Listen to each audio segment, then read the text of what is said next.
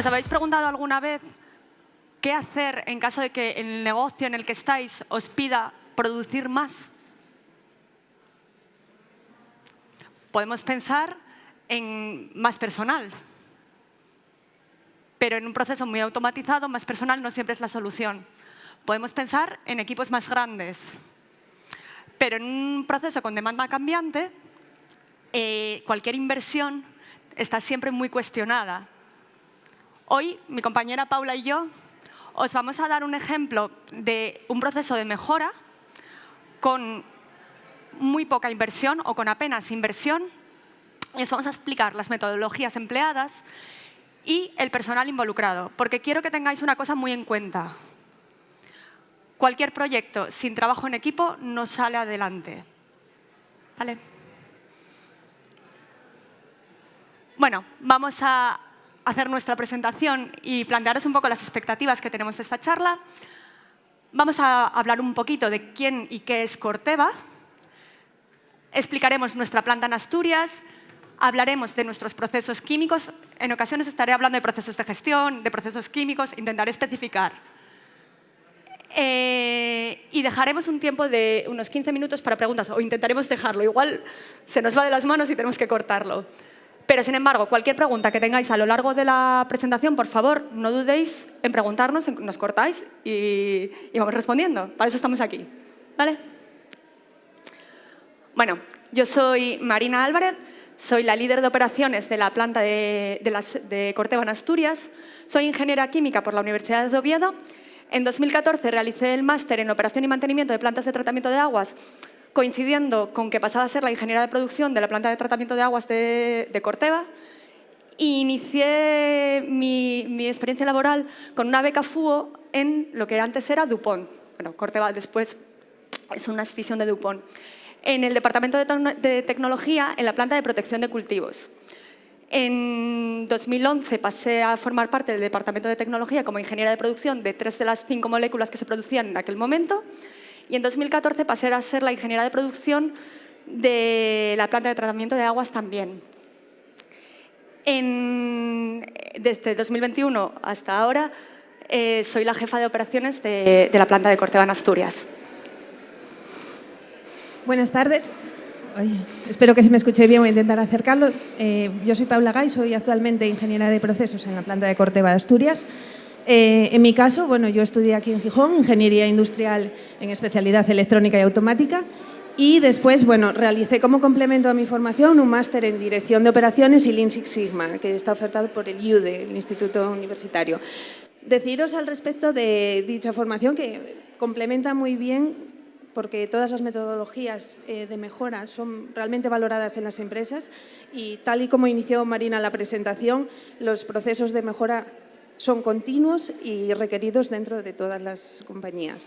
Al igual que ella, tuve la oportunidad de acceder a DuPont por medio de una beca FUO, así que os invito a que aprovechéis la oportunidad que tiene que oferta la Universidad de Oviedo como un link para pasar de la formación al mundo laboral.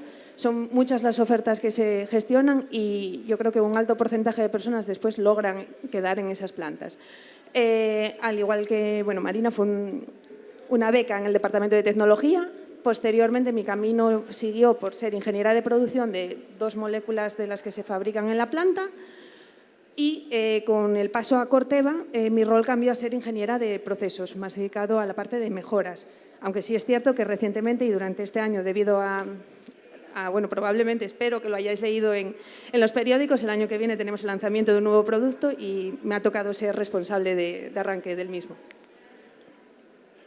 Un poco aprovechando la introducción que ha hecho Paula, deciros que, bueno, que el stand de Corteva está aquí fuera, que nos lo han pedido nuestros compañeros de recruiting para que paséis por allí a conocernos y a echar el currículum si os interesa. ¿Qué expectativas tenemos de esta presentación? Daros una visión real de un proceso industrial, dar una visión de la organización de planta y trabajos de los distintos departamentos de la planta y explicar las metodologías y el personal involucrado para la optimización de un proceso industrial. ¿Qué vamos a utilizar? Vamos a utilizar proyectos que tanto Paula como yo lideramos en nuestra etapa de ingenieras de producción. ¿Quién es Corteva o qué es Corteva? Corteva surge de la fusión y posterior división de dos empresas, Dow y DuPont. Pioneer aparece ahí, pero Pioneer ya era parte de DuPont. Son dos empresas con un alto conocimiento, tanto en protección de cultivos como en semillas. En 2019 nos separamos y pasamos a ser una compañía puramente agrícola. Nuestro nombre se compone de dos partes, Cor, que significa corazón o núcleo, y Teva, que significa naturaleza. Y el objetivo, o nuestras miras de futuro, es ser capaces de proporcionarle soluciones innovadoras a los agricultores. Nuestra planta, dentro de las plataformas que tiene Corteva, está en protección de cultivos. Y dentro de la misma, en fungicidas. En concreto, formamos parte de la síntesis del principio activo. Y ahora dejo a Paula que presente nuestra planta. Sí, bueno, en esta diapositiva podéis ver una imagen panorámica de todo lo que es el site de DuPont, que comenzó en los años 90. Únicamente al principio estaba la planta, bueno, voy a acercarme un momentín solo, estaba la planta de esta zona de Nomex, probablemente hayáis oído hablar de ellos, se dedican a la fabricación de material ignífugo, y en el momento en que se construyó la planta decidieron también tener una planta de tratamiento de aguas, actualmente que nos pertenece a nosotros, a Corteva.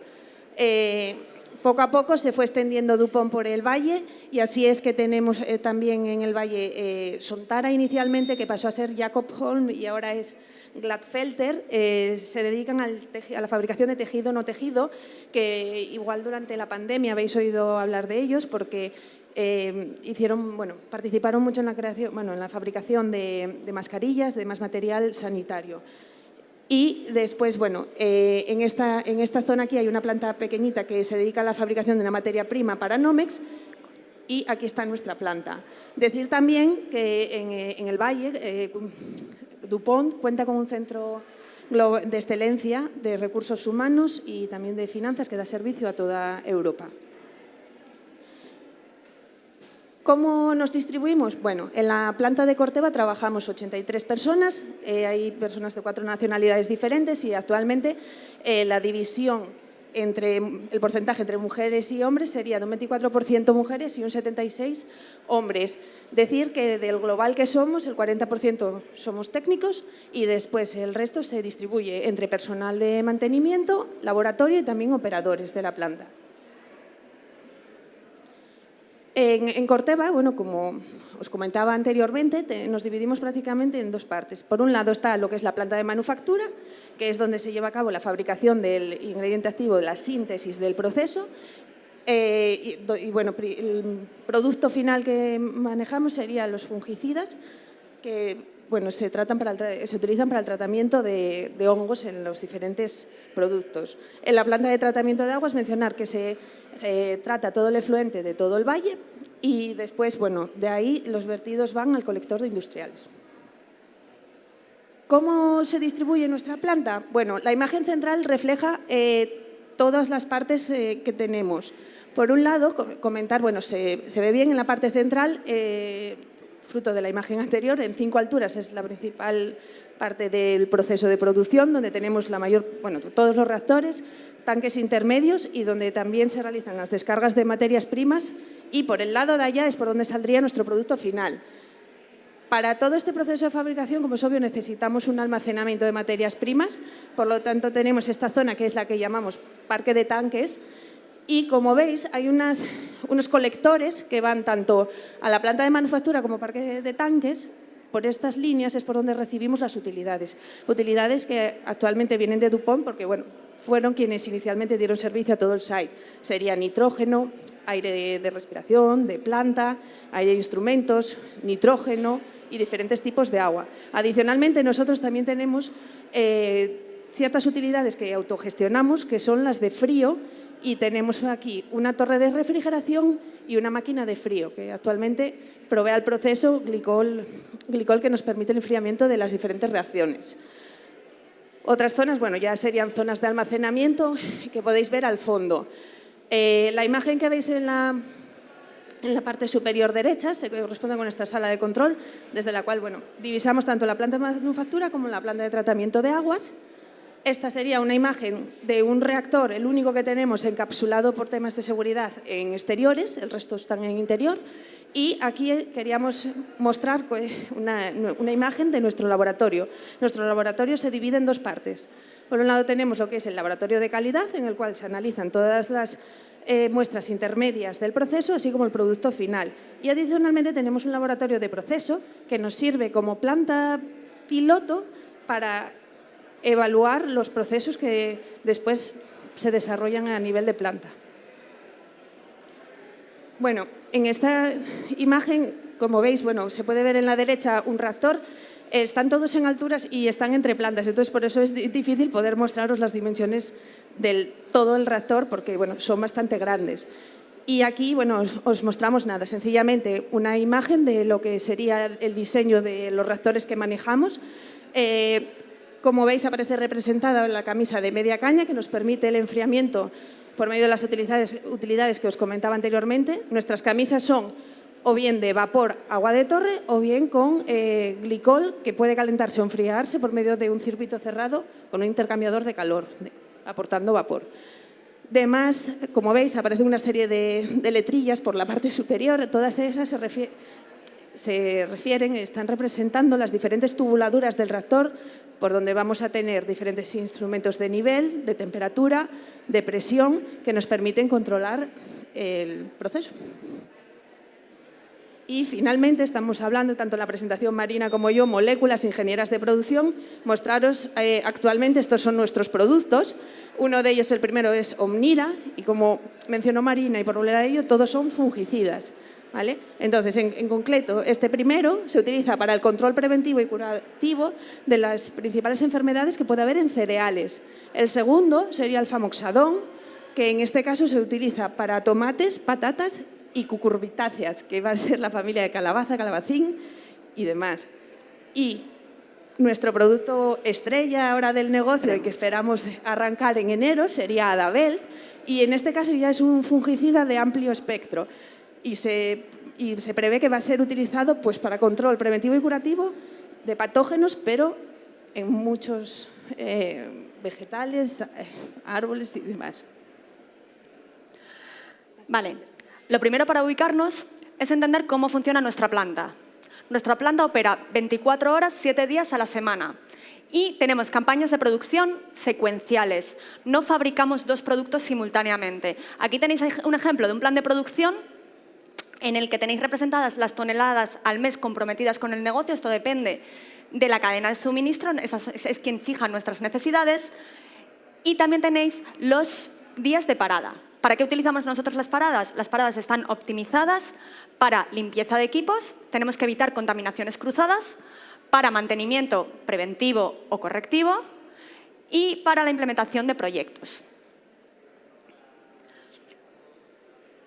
¿Qué parámetros creéis que tenemos que controlar para saber si la producción va bien o va mal? Bueno, los tenéis ahí, tampoco es muy complicado, ¿no? Bueno, lo primero es la producción total, las toneladas que hemos comprometido con el negocio que vamos a hacer. Perdón. Tenemos también la velocidad de producción, las toneladas al mes que vamos a hacer. El rendimiento, que es el rendimiento molar, que son los moles de ingredientes activos por mol de reactivo limitante en tanto por ciento. El uptime, que es la comparativa entre la velocidad de producción actual o real que tenemos frente a la máxima velocidad demostrada, que es el MDR, Maximum Demonstrated Rate. Y lo digo porque luego hablaremos de él también. Esto nos permite determinar cuántas horas de producción estamos perdiendo. Y por último, Unit Consumption o unidades de consumo, que son los kilos de materia prima utilizados por kilos de producto empaquetado. Con estos parámetros, lo que hacemos es fijar los KPIs o KPIs, Key Performance Indicators, y fijar unos valores objetivos y unos límites. En caso de superar esos límites, tenemos que poner un plan de acción. ¿Cómo funciona nuestra planta en producción? Bueno, nuestra planta tiene infinitos procesos de gestión, pero en producción tiene unos muy concretos. Antes de la campaña, el ingeniero de producción entrena a los operadores y recursos y demás recursos en el proceso que vamos a fabricar. Y les presenta los objetivos, ¿vale? En caso de que sea un proceso ya conocido, es un refresco. En caso de que sea un proceso nuevo, como el que nos enfrentamos ahora, pues va a requerir horas y horas de entrenamiento. Diariamente, el líder de operaciones hace un seguimiento diario de los trabajos. En esta reunión participan los operadores, el ingeniero de producción, mantenimiento, seguridad, calidad y se listan los problemas detectados durante las noches o fines de semana y las desviaciones de las KPIs. Con este input, el ingeniero de producción revisa diariamente con los recursos de operaciones, el ingeniero de procesos, control y automatización de procesos, calidad y más de planta y mantenimiento, que es que tenemos algún representante de mantenimiento por aquí, ad hoc, revisan este input y además otros procesos adicionales a la campaña, como pueden ser proyectos de mejora específicos. De esta reunión lo que se sacan son propuestas de mejoras difíciles de implementar o que llevan cierto tiempo y se tienen que tratar en un foro distinto, plan de acción para las desviaciones y lo que es importante es que este grupo es totalmente autónomo para implementar las mejoras que consideren oportunas a pequeña escala dentro de los límites o cumpliendo siempre los estándares de seguridad que tenemos. Vale, ahora ya vamos a nuestro proceso químico. Nuestro proceso es un proceso batch, que entiendo que esto lo tenéis más o menos dominado, ¿no? Tiene pasos de receta secuenciales y totalmente automatizados. Cada 6-10 horas, dependiendo del proceso o del producto que estemos fabricando, se empaqueta un lote. Este proceso batch es óptimo para pequeña escala. Ya sabéis que los procesos continuos son muy útiles para producción a granel, pero en caso de que la química fina es mejor, o que tiene un enfoque más en calidad y en rendimiento, son mejores los procesos en batch. Os he puesto aquí el ejemplo de cómo visualizamos nosotros el proceso desde nuestro ordenador, desde casa, desde la oficina, desde donde queramos. Yo esto se lo pongo a mi niña de 8 meses para que se entretenga un rato, porque en casa lo tenemos permanentemente. Y esta es la etapa 5 del proceso del que vamos a hablar. En rojo, para simplificar, en rojo tenemos el peso del reactor y en azul la temperatura. El resto de tendencias no son interesantes. Y estos son los pasos de la receta. Tenemos la transferencia, que veis cómo sube el peso, la transferencia del reactor anterior, la carga de catalizadores, se incrementa ligeramente el peso, el calentamiento hasta la temperatura deseada, un tiempo de reacción, una carga de agua que, como es agua de planta, de lo que hablaba antes Paula, genera un enfriamiento, por lo que es necesario posteriormente calentar y mezclar ese agua, y aprovechamos en este punto para tomar una muestra. Una vez alcanzada la temperatura deseada, se deja un tiempo de decantación para separar las fases y una vez que tenemos las fases separadas, se elimina el efluente acuoso, dejando la fase orgánica que transferimos al siguiente reactor. ¿Cuáles son las ventajas de un proceso batch para nosotros? Mejor rendimiento y pureza, mayor reproducibilidad de los lotes porque todos siguen exactamente la misma receta, pero nos da flexibilidad para modificar esa receta cuando queramos. También posibilidad de reprocesado de uno de los lotes en caso de que salga fuera de especificaciones por alguna razón sin perder mucho tiempo de producción. Y, lo más importante, una mayor flexibilidad para introducir productos nuevos, que en nuestro caso es lo que nos interesa porque somos una planta multiproducto. Vale. Os voy a enseñar las etapas del proceso y considerad que cada etapa es un reactor. La primera etapa es una reacción de hidrólisis. Introducimos 2 de las materias primas con agua y tiene lugar la reacción. La segunda etapa es una extracción para eliminar ese agua y pasarlo a un disolvente orgánico. La tercera etapa es simplemente una etapa de mezcla, se añade una materia prima nueva y se mezcla. La cuarta etapa es una destilación para eliminar los restos de agua que pudiéramos tener, para evitar que disuelvan los catalizadores inorgánicos que cargamos en la siguiente fase. En la etapa 5, que es la que hemos visto anteriormente, tenemos lo primero una reacción y lo segundo una extracción. En la etapa 6 tenemos una destilación para hacer un nuevo cambio de disolvente que resulta más efectivo a la hora de la etapa 7 realizar la cristalización. En la etapa 8 tenemos la centrifugación y el lavado, cuyo objetivo es eliminar el licor madre o eliminar el líquido y quedarnos simplemente con el sólido, pero nos queda un sólido húmedo que necesitamos destilar, es decir, secar el producto. Y por último, empaquetamos los lotes. Aquí tenéis los reciclos de proceso. ¿Para qué creéis que sirven estos reciclos?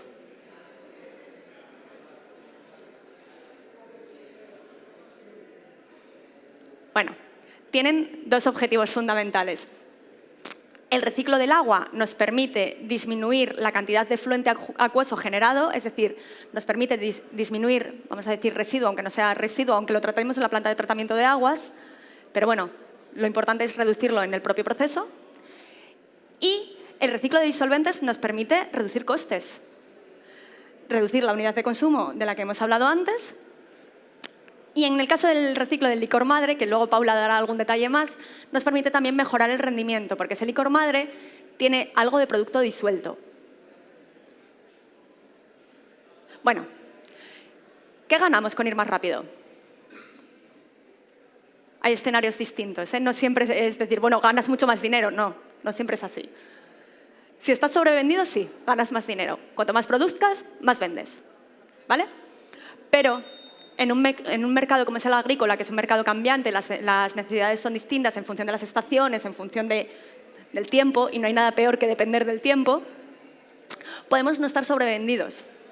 En este caso, lo que permite es liberar tiempo de línea para otros procesos o para otros productos que sí que pueden estar sobrevendidos.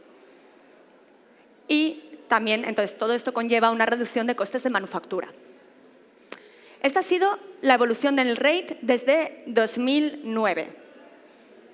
Yo cuando llegué a la planta estábamos en 150 toneladas al mes y ahora estamos en casi 300 toneladas al mes. Tenemos 4 hitos importantes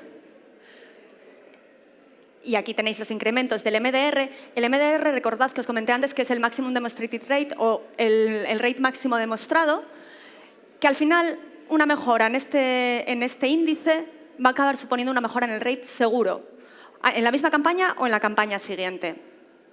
Vamos a ver cómo logramos estas mejoras. Puede ser que os estéis preguntando, me estáis diciendo, bueno, sí, me estás vendiendo esto, pero en 2019-2020 tienes un bajón. ¿Por qué? ¿Qué habéis hecho? Lo habéis hecho fatal. Bueno, no todo lo podemos controlar.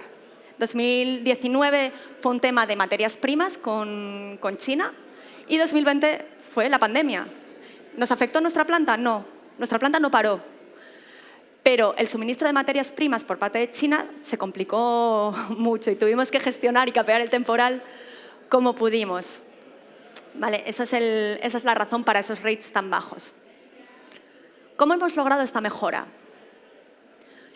Con oportunidades de mejora identificadas campaña a campaña, con planes de mejora internos y face-to-face con otras plantas que tienen un proceso similar, y con proyectos Six Sigma, que es lo que comentaba Paula antes, que ya había hecho el máster. Yo me certifiqué Green Belt en la planta, pero es una metodología muy interesante, ahora hablaremos de ella.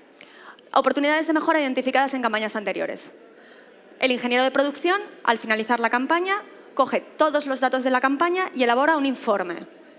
En el caso del rate, nos interesa el análisis de las pérdidas de uptime, o sea, la pérdida de tiempo que hemos tenido, la pérdida de tiempo de producción, y el análisis de tiempo de ciclo. Con este informe de campaña lo lleva a revisión de campaña con operaciones, producción, mantenimiento, seguridad y calidad, y se establecen propuestas de mejora y plan de acción para desviaciones. Vamos a las pérdidas de uptime. ¿Para qué sirve el análisis de pérdidas de uptime? ¿Para qué sirve? Daos cuenta, todo esto son análisis estadísticos, no es un feeling de, bueno, parece que esto ha ido más lento, parece que… No, esto conlleva un análisis estadístico. Es importante determinar las pérdidas de uptime que han impactado en la velocidad para saber en qué tenemos que trabajar. Tenemos que saber si son pérdidas puntuales, un fallo de un equipo que ha roto ya definitivamente, por obsolescencia, por cualquier razón, o es algo sistemático. pues estamos tardando más en secar o estamos tardando más en cristalizar, por ejemplo. En esta campaña, que fueron 5 meses de producción, se perdieron en total el equivalente a 15 días de producción. Si veis este Pareto, la principal causa, aunque no se vea muy bien, ya lo sé, la principal causa fue falta de materia prima. Bueno, contra eso poco podemos hacer. Pero la segunda causa fue el fallo de las centrífugas. El fallo de las centrífugas requirió una investigación por parte del ingeniero de producción, ingeniera de procesos y ingeniero de fiabilidad, que está por ahí sentado, para desarrollar un plan de acción y evitar que las centrífugas vibrasen demasiado, generando problemas y paradas en producción. Y cabe resaltar que el siguiente punto, que sería incremento del tiempo de secado, era derivado de una mala centrifugación, ¿vale? Con lo cual, la solución al primer problema o una solución estructurada al primer problema nos solucionaba también el segundo. Y ahora vamos al tiempo de ciclo. ¿Qué es el tiempo de ciclo? Es el tiempo que pasa el lote en el reactor, sin tener en cuenta si está esperando por otro reactor que va más lento, ¿vale? Es importante determinar el tiempo de ciclo de cada etapa y el reactor con el tiempo de ciclo del limitante es quien marca el ritmo de producción.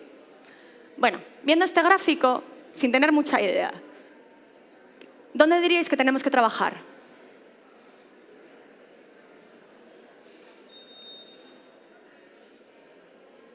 Bueno, está claro que hay uno que tenemos que corregir, porque se nos ha ido del límite que hemos marcado. La primera etapa hay que corregirla, no es que haya que trabajar para mejorar el proceso, es que hay que corregirla, algo ha pasado. Pero si queremos mejorar el proceso en un proceso en batch, tenemos que mejorar 2 etapas de forma simultánea. Creo que hemos optimizado este proceso hasta tal punto que tenemos que mejorar 5 etapas de forma simultánea para poder conseguir algo más. Ahora estamos buscando pérdidas de tiempo de 5 minutos. Bueno, también vamos a hablar de los planes de mejora, tanto internos como los face-to-face. En esto lo que consiste es una tormenta de ideas entre los distintos equipos funcionales. ¿Vale? Tenemos control y automatización, producción, operaciones, mantenimiento, calidad, procesos y más de planta. Y lo que hace el ingeniero de producción es capturar, en el caso del tiempo, del rate, ¿vale? Capturar de cada uno de los reactores y cada una de las recetas todos sus tiempos. Y si tenemos alguien con quien compararnos, nos comparamos y vemos si podemos tener alguna sinergia y mejorar o irnos hacia donde están ellos o que ellos se vayan hacia donde estamos nosotros. ¿Vale? Si queremos mejorar algo por nuestra cuenta, esto requiere un conocimiento en detalle del proceso. Por ejemplo, queremos reducir un tiempo de reacción. Pues o sabemos muy bien qué consecuencias puede tener eso o hacemos una prueba en laboratorio y operamos de forma supervisada en caso de implementar esta mejora. Y por último, vamos a hablar de los proyectos Six Sigma. ¿Qué ventajas tiene un proyecto Six Sigma? Que es una metodología estandarizada y estructurada. Tiene el enfoque en reducción de variabilidad o defectos de proceso, defectos entendido como algo que supera el límite que tú te has marcado, o la especificación que tú has marcado. Además, te provee de un análisis exhaustivo del proceso y te da una visión más global que las mejoras individuales. Sigue la metodología de Mike, que es definir, medir, analizar, improve o mejorar, y controlar. Lo que hay que hacer es decidir la variable que quieres mejorar, la I, determinar la situación inicial, la variabilidad del proceso y los defectos por millón de oportunidades, el DPMO, que tienes, decidir cuál es la mejora a la que quieres ir, analizar las variables de proceso que impactan directamente o indirectamente sobre esa variable, proponer una solución teniendo en cuenta esas variables, medir la nueva situación y se me ha olvidado aquí añadir, proponer un plan de control para no volver a la situación inicial, que sería la última etapa, controlar. Volvemos a la etapa 5, siempre es la etapa 5. Y Paula, cuando hable del rendimiento, volveremos a la etapa 5. La etapa 5 es clave en este proceso. Esta etapa 5 es diferente a la que os enseñé antes. Esto era cómo estaba el proceso antes. Y tenía operaciones más secuencializadas. No tenían ninguna operación solapada. ¿Vale? Tenemos la transferencia del reactor anterior, la carga de catalizadores, el calentamiento, la reacción, la muestra, que antes estaba solapada con el calentamiento y la mezcla, la carga de agua, la separación de fases, el corte de fases y la transferencia al siguiente reactor. ¿Cómo estaba el proceso cuando lo cogimos? O sea, ¿cómo estábamos en ese momento? Tenía un tiempo de ciclo medio de 7,2 horas, pero superábamos el objetivo de 7,2 horas 400.000 veces de cada millón de oportunidades que teníamos, ¿vale? O sea, era un proceso con mucha variabilidad. Definimos las X o las variables sobre las que queríamos trabajar, que las tenéis ahí. Propusimos una solución a cada una de esas variables y, muy importante, es tener un backup plan en caso de que te falle alguna de esas mejoras que estás proponiendo. Puede no salir bien. No sabes cómo va a salir. Entonces tuvimos que, en algunos casos era tan sencillo como volver atrás el cambio que habíamos hecho, pero en otros, bueno, tuvimos que inventar otras soluciones alternativas. Afortunadamente, en este caso, ninguna salió mal y todas pudieron ir hacia adelante, ¿eh?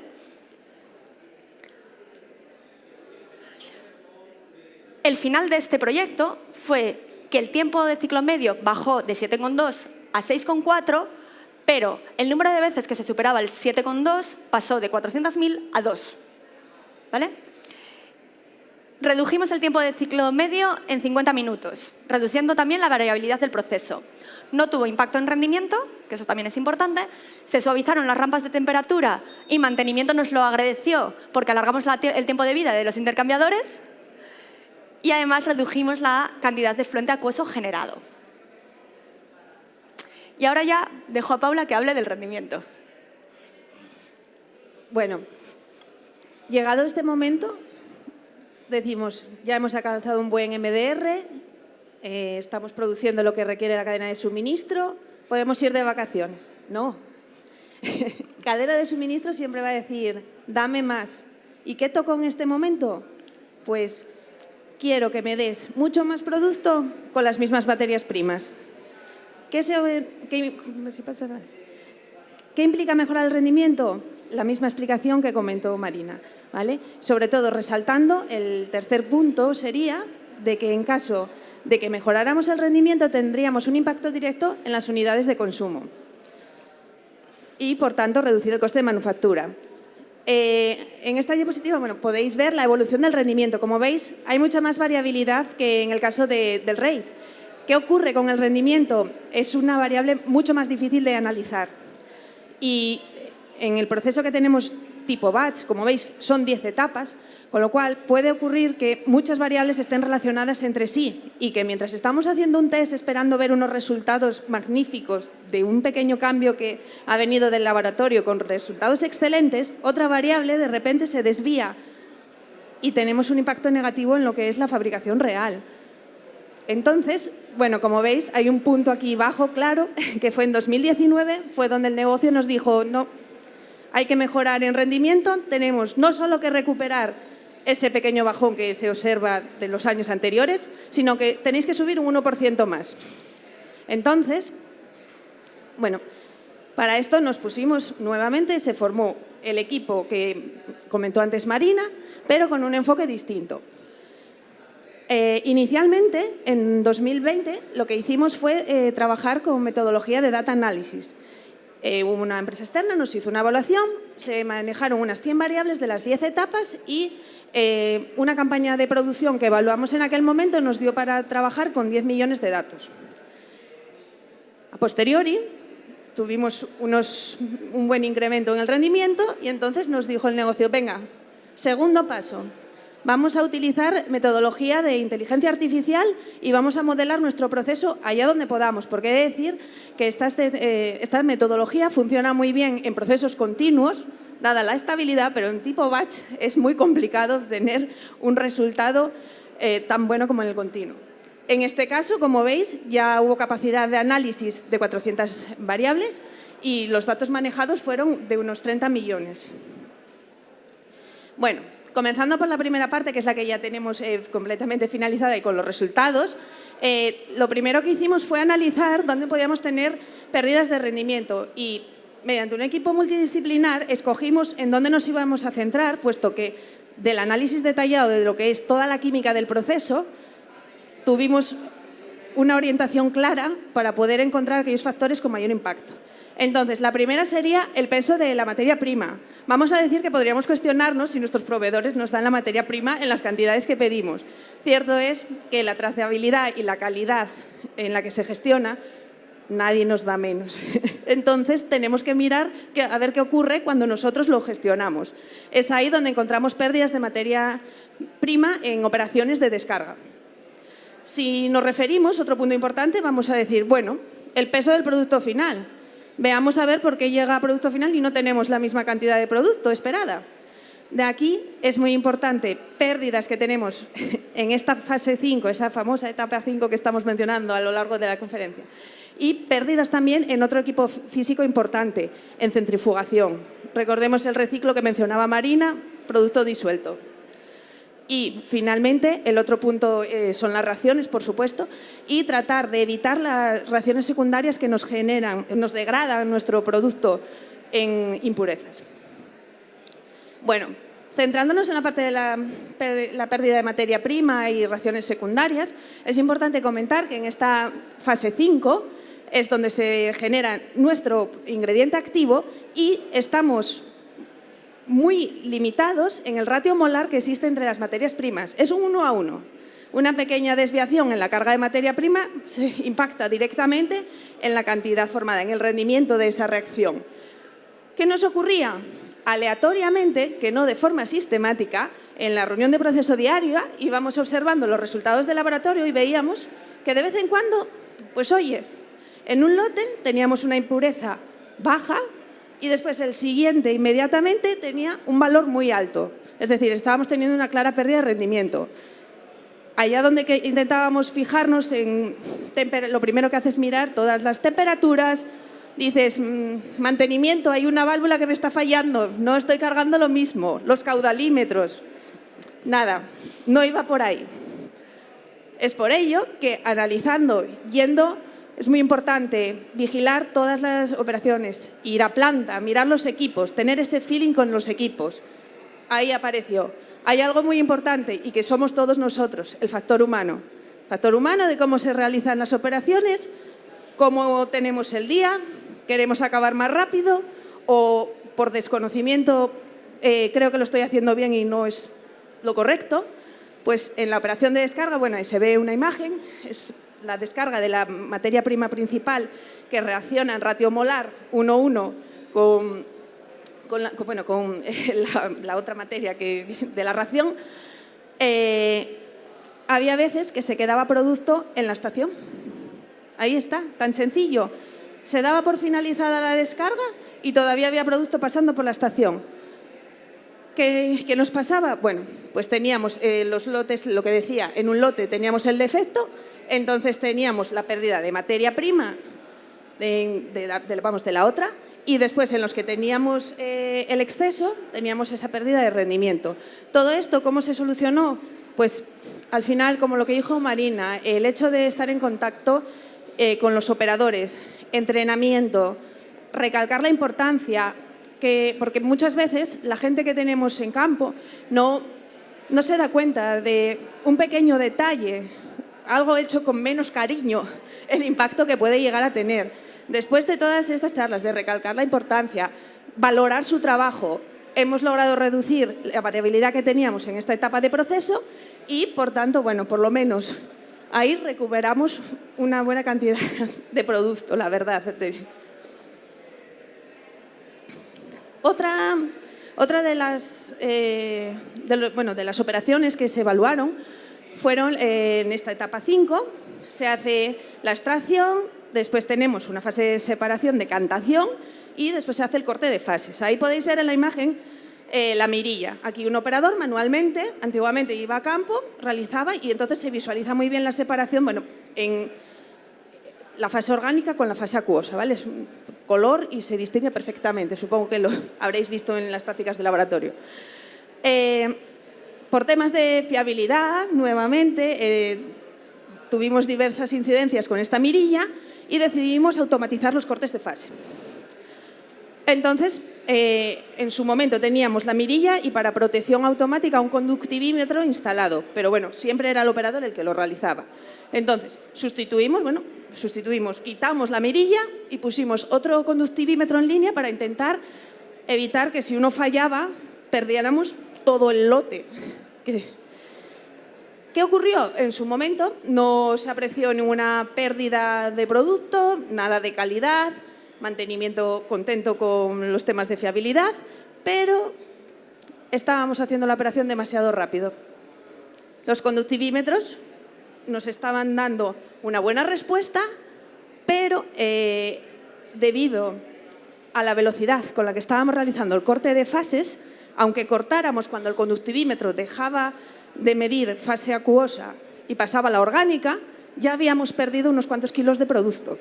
Entonces, bueno, todo esto llevó el ingeniero de producción, como con reuniones, empezamos a evaluarlo, intentamos extender primeramente en los primeros test mucho el tiempo en el que realizábamos el corte para después ir poco a poco recortando. Y tened en cuenta, siempre que hagamos estas modificaciones, no nos olvidemos del rate. No podemos tampoco retrasar el lote. Ahí podéis ver, bueno, los resultados de los test. Como veis, desde la parte izquierda era la cantidad de producto que perdíamos al principio y después, poco a poco, fuimos logrando quedarnos solo con fase acuosa o una pequeña parte de interfase. Con esto se confirmó que teníamos una pérdida de 20 kilos por lote. Y finalmente, el otro punto que evaluamos de pérdidas en equipos físicos es las pérdidas en centrifugación. Entonces, el reciclo que mencionaba Marina, lo que hicimos fue hacer test de laboratorio y ver hasta qué punto podíamos ir tratando de reciclar más sin que saturáramos el proceso, porque hay que tener en cuenta que ese licor madre no solamente contiene ese producto disuelto que es nuestro objetivo, sino también muchas impurezas. Entonces, reciclar demasiado puede hacernos sacar el lote fuera de especificaciones. Con todo ello, logramos tener un 1,2% de incremento de rendimiento, lo que significó recuperar 32 kilos por lote. Finalmente, esto es algo que hemos puesto en práctica durante la campaña de producción de comienzos de este año. Empezamos a trabajar con inteligencia artificial. Entonces, bueno, aquí se analizan todas las variables de influencia. ¿Y por qué se han multiplicado tanto el número de datos analizados? Porque con la inteligencia artificial se es capaz de cada variable, estábamos mirando 4 parámetros estadísticos, máximo, mínimo, media, mediana. Y todo eso en cada minuto durante toda la campaña de producción. Con este proceso de optimización obtenemos resultados como los que se muestra aquí. Entonces, para cada reactor íbamos teniendo el análisis de estas variables, viendo impacto positivo en rendimiento hacia la derecha, gran impacto en rendimiento, ese color rojo. Impacto negativo, lado izquierdo del reporte, y entonces, en función de eso, teníamos que intentar combinar los test para lograr tener la mejora de rendimiento. Se identificaron mejoras a aplicar mediante test, sobre todo iniciamos a finales de esta campaña, pero para la siguiente, en nuestra querida etapa 5, en la etapa 6 y en la 7. Y bueno, de momento, por lo menos, ya hemos visto un impacto en resultados y nos ha mejorado el rendimiento un 0,2%. Y bueno, hasta aquí hemos llegado, espero que os haya gustado. Y cualquier pregunta, comentarios, son bienvenidos. Bueno, ¿cómo os imagináis una... Perdón. Bueno.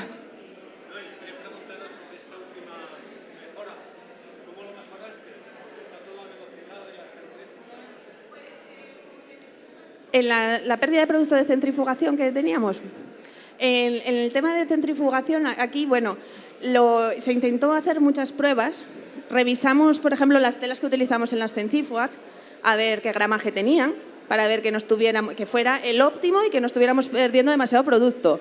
Se evaluó también la temperatura a la que estábamos haciendo la centrifugación, de acuerdo a mirar la solubilidad de nuestro producto con la mezcla de disolventes que tenemos en ese licor madre. Y después, sobre todo, seguimiento de análisis de laboratorio en que miraban el licor madre, el producto y todas las impurezas. Y veíamos a ver los niveles, cómo se incrementaban y disminuían. Porque al final este tanque licor madre lo que nos sirve es de purga de las impurezas que mencionaba. Entonces fue como lo mejoramos. Directamente sobre las centrífugas, en cambiar la operación no nos ha sido necesario en 2021. En 2022 fue un caballo de batalla, que son las pérdidas que mencionaba Marina. Y ahí sí es cierto que tuvimos que mirar lo que son los parámetros de funcionamiento. Típicamente, bueno, por comentarlo, de la centrífuga sería el peso que hacemos por cada torta. Digamos que nuestro lote se divide en 40 ciclos. Tenemos 2 centrífugas y cada una, en cada etapa, hace 20 ciclos.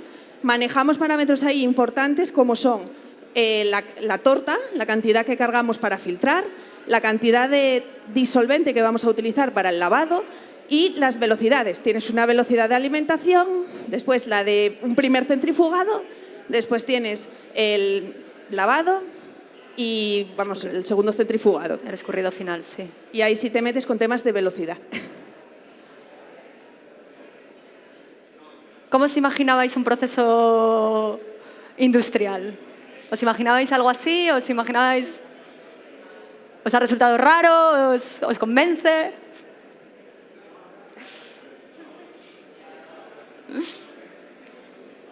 Bueno, yo aprovecho a animaros, como decía Paula, con el tema de las becas FUO. A mí me sirvió de inserción en el mercado laboral, fue mi forma de entrar. Una cosa muy importante es que desde el primer momento, y creo que es algo en lo que Paula y yo coincidimos, desde el primer momento, a pesar del desconocimiento del proceso o de nuestra inexperiencia, nuestra opinión se tuvo en cuenta, nuestro trabajo se tenía en cuenta, porque lo que nos hemos dado cuenta con los años es que unos ojos nuevos, que no están viciados del proceso, ayudan a detectar cosas que se nos pueden estar escapando. Entonces, os animo a que cuando empecéis a trabajar lo hagáis con todas las ganas del mundo y con todo el interés en detectar cosas, en meteros en el proceso, en pelearos con problemas, porque se os va a valorar muy positivamente. Sí, yo esto sí quisiera añadir que, bueno, igual no es muy buena noticia, pero hay que ser proactivos. Nadie nos viene a picar a la puerta. Por eso cuando os decía la oportunidad de las becas FUO, y si no son las becas FUO, buscad empresas. Como veis, aquí hay muchas de todo el tejido empresarial asturiano que yo, en su día, cuando vine, no conocía mucho. Y si algo os gusta, luchad por ello. Al final vais a conseguirlo. Antes de esa beca FUO, yo, por ejemplo, por contaros mi experiencia, me acuerdo en la EPI de ir a hablar con el director que estaba en aquel momento para buscar una manera de entrar en Dupont. Podemos hacer un proyecto, una colaboración. ¿Cómo vas? Llamas a la empresa, hablas con recursos humanos, intentas que te hagan caso, que a veces no te hacen caso. Eso, hay que moverse y lo podéis conseguir. Valorad mucho la formación que tenéis, ¿vale? Sirve de mucho y es algo que ya indirectamente os pone en una muy buena posición de partida. Bueno, yo si no hay más preguntas, dejamos la masterclass aquí. Daros las gracias a todos por la atención y esperamos que os haya servido, de verdad. Gracias.